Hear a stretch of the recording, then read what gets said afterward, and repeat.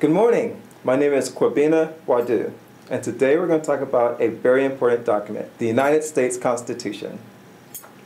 In talking about the United States Constitution, we have four main objectives. First, why we have a Constitution. Second, example of how the Constitution affects our daily lives. Third, the key parts of the Constitution. And fourth, the pressures on the Constitution. And now, class, today we're going to discuss why we have a Constitution. First, the Constitution explains how people will govern themselves. The Constitution also explains the relationship between our federal and our state governments.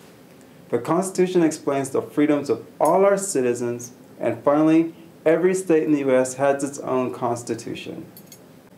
And now we'll discuss some examples of how the Constitution affects your life on a day-to-day basis. First, there's freedom of speech.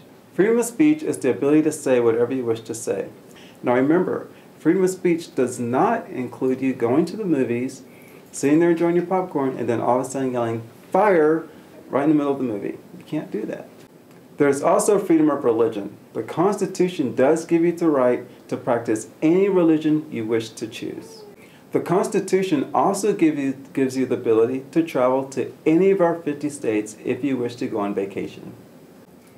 Voting is the ability to choose anyone you wish to vote for if you're 18 years and older. For example, in Texas, many people voted for our governor, Rick Perry, and on a national level, many people voted for Barack Obama.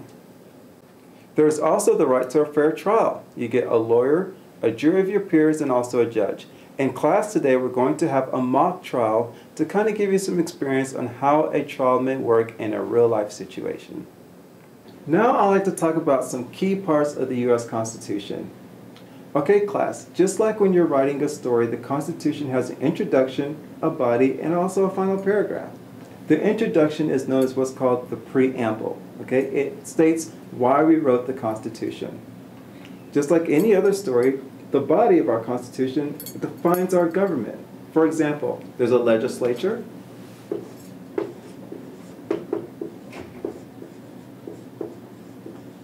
The legislature branch is made up of our House of Representatives and also our Senate. There's a judiciary branch. The judiciary branch is made up of our courts. And finally, there's an executive branch, which is made up of our presidents. He is the one who executes our laws. Just like any story, there is a final part to the Constitution. The final part is a procedure for changing the Constitution, and it's known as amending. There are some pressures on the Constitution, just like any document.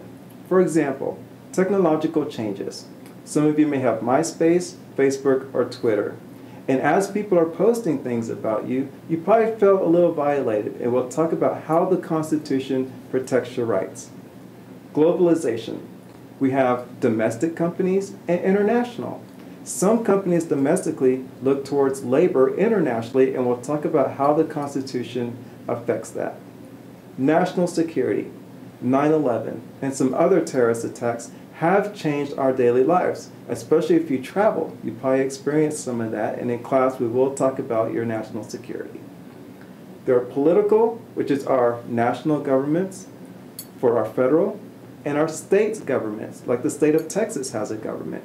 And we'll talk about how sometimes there are pressures between federal and state governments. And finally, there's economic. Your money, your taxes. Some of you may be too young to be paying taxes now, but you probably heard your parents saying, "My taxes are too high again." And we'll talk about how the Constitution affects your family. So class, today we have talked about a great document, the United States Constitution.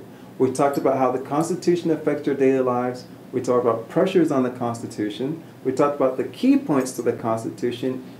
And in class today, we have an assignment. Each of us are going to break up into groups. It is your group assignment to develop a Constitution. Your Constitution has to have a preamble, it has a body, and it has to have a conclusion.